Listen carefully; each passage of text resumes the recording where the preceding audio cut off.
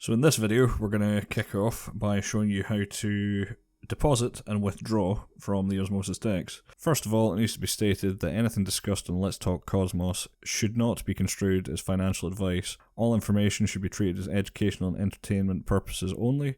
Cryptocurrencies are incredibly volatile. Any investments in this space should be discussed with a qualified financial advisor. Please be safe, please do your research, and as stated before, only ever risk what you're able to afford. So with the disclaimer out of the way, let's kick into this video. To get us started, this DEX, this is going to be essentially a major aspect of this. To use the platform, you need to initially have Atom. Atom, as it was previously explained, can be bought on a variety of different exchanges. Once you've got Atom on the exchange, transfer it to your Keplr wallet. To do so, up in the top, where the Keplr wallet is, you'll see your Cosmos wallet address just inside this wee bubble. If you click on that, you'll see the address has been copied, and what you're going to need to do on whichever exchange you have bought your Atom is a bit different, the withdrawal process, but most explain how to do this.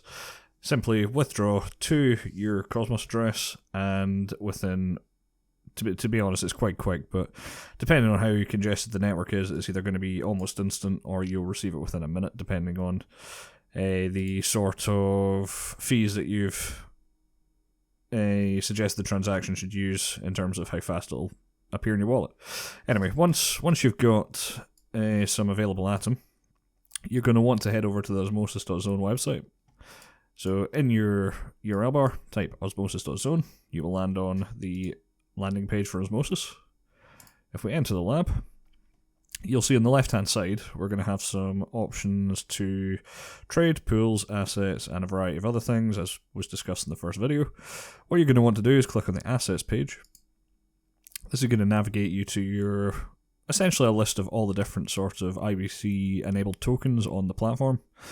This list grows almost weekly at this point, so it's interesting to keep an eye on some of these things and just see what's popping up, what's coming in, what's trading well, which is going to be a future video just under the stats page, but this is a very interesting tab to click into. Highly worth looking at even at this point, even though we haven't discussed what it is yet. But you'll see essentially a list of all these different IBC tokens, and we will be able to start there. So, as you can see, this is just one of my empty Osmosis wallets, so there's no total assets, there's no available assets, there's no bonded assets, and there's no staked. What will happen if you end up getting to the point where we discuss staking Osmo? If you staked Osmo, you will see your total value locked up inside the staked Osmo section.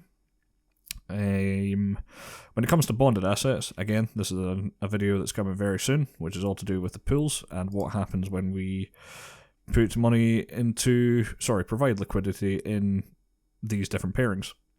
You will see all of your bonded assets, total value, up in the top.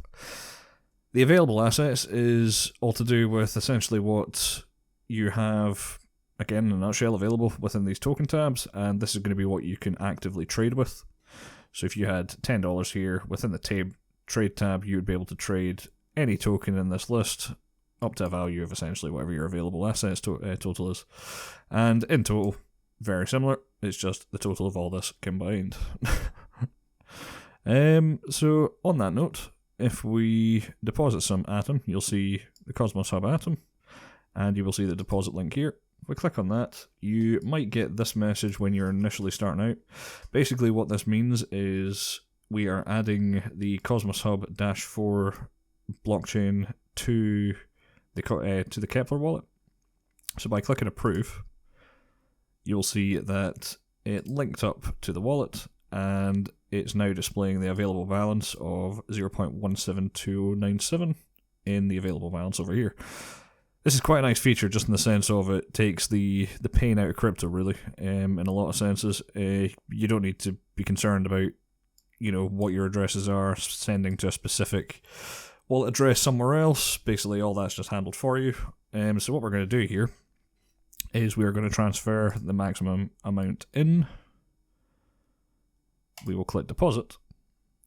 And because I'm using a Ledger hardware wallet. This is going to be slightly different for me, but at the same time, I just want to do this just so, in terms of being able to use this without a ledger wallet or a hardware wallet, it's just a case of pressing approve and it's off to the races. But there is an additional step if you've got a ledger or any other type of hardware wallet that uses Keplr, where there'll be an additional step that you have to verify on device. However, we'll kick into this. So, in most cases, the low fee works as expected. In another video, we're going to be talking about how the rewards are distributed and the time they're distributed at, because this does sort of factor in a bit more around those times more than any other time of the day.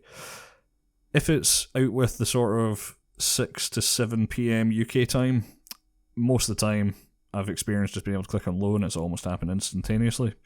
If the transaction that you're trying to process is during those times, I'd highly suggest either going with average or high, purely based on the fact that the network is distributing a lot of the rewards to all of the wallets that are currently staking, and again, providing liquidity, so the network does get a bit congested, but at the same time, it's not too bad. Again, no, never had an issue with this. So average has worked fine, and high has almost never ever been a problem. So in this case, we're just going to select low, because it's 9 o'clock. Not a real issue. We're going to click approve, and you're going to see here, because I've got a hardware wallet, I'm getting an additional step here. If you don't, that would have just been off to the races, and I'll show you where it continues from once I've dealt with this, but I'm just going to click next. I need to quickly unlock my hardware wallet, so if you give me 2 seconds.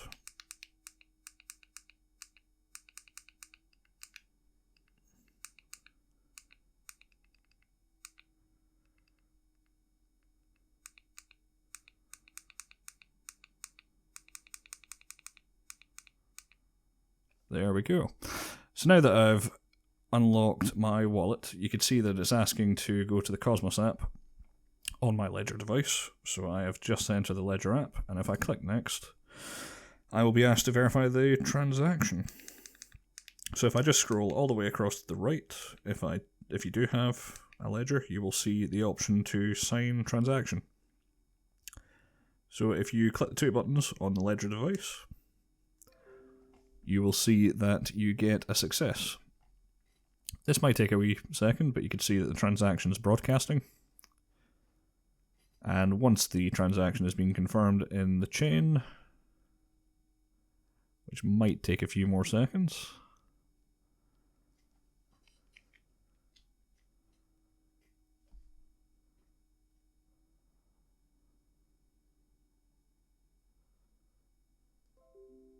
there we go. And you can see that the transaction is successful. So if we click on the View Explorer, you don't need to, I just want to show you that we can see a bit more detail on this transaction. And you're going to see that it was an IBC transfer. This is essentially what we were talking about in the first video about the inter-blockchain communication protocol. What is actually happened here is we have transferred some native Cosmos tokens to the Osmosis chain. So if I have a look at my wallet now as well, so if I jump to the Osmosis wallet, you're going to see that we have some tokens, and it's now got some Atom token inside the Osmosis network, which is pretty cool. This is essentially the crux of a lot of what Atom is trying to provide, in the sense of being able to swap tokens across networks with minimal transaction fees, and and in general just an overall more easy process of doing so from a user point of view. But anyway, you can see here we've now got 0.16 Atom available, and we've got a $4.62 dollars available. Because I'm only going to be showing this page, I'm going to instantly just do a withdraw to show you how the withdrawal process works. And once we get to discussing the trade and the pools, we'll bring some more money back in, and we will start playing around with these 2 other options. But in the meantime, let's show you how a withdrawal works. So similarly to the deposit, if we click on the withdraw link, we're going to get a very similar, in fact it's an identical, apart from the only thing that's different is we're saying that we're transferring from the Osmosis chain and sending to the Cosmos chain through an IBC transfer. So if we click on Max again, click withdraw, And you're going to see something interesting here, in the sense of, on the way in, there was a transaction fee because we're transferring off the Atom network, but because we're inside the Osmosis DEX, all of the transactions minus the high at the minute, and again, depending on network traffic, are completely free at the minute. What you'll find is when the network is congested in the Osmosis sort of area, the average might come up with a fraction of a penny sort of fee. The good thing about this is when you're inside the DEX, all of your trades and all your pools, swaps, are being transacted with almost zero fees, which is very different. If you've ever had experience with, let's look at Uniswap or something like that, where the gas fees are absolutely enormous to do transactions just between types. But without going further into that, again, I love Ethereum, but at the same time, the gas fees are, we can all agree, mental. But yeah, in terms of this, let's continue. So I'm just going to say average, click approve, and very similar to before, we're going to be asked to approve the transaction on the hardware wallet if you have one. If not, that will just go through. And I'm just going to sign this transaction. And you will see that it's broadcasting. And it was successful. So you can see that the money's now left the wallet. And if I go up to the Cosmos Hub one again, you'll see that we have the available balance back. And if I jump to the Osmosis side of things, you'll see that we don't have any tokens. So it's basically taken that Atom token and it's now moved that back to its native hub. So that's all that's going to be getting discussed in this video. That covers the basics of depositing and withdrawing. This is identical across every single one of the tokens. So if you hold any of them on their native chains, it's as simple as clicking deposit, it's as simple as clicking withdraw, and you'll be able to go in and out of Osmosis with fairly minimal transaction fees. So if you like this video, remember to hit the subscribe button, and as I say, we're going to be talking about the trade and the pools next. Realistically, I think we're going to perform a token swap, because that is on the simpler side of things, and then in the video after that, we will have a look at providing liquidity. So, thanks for listening.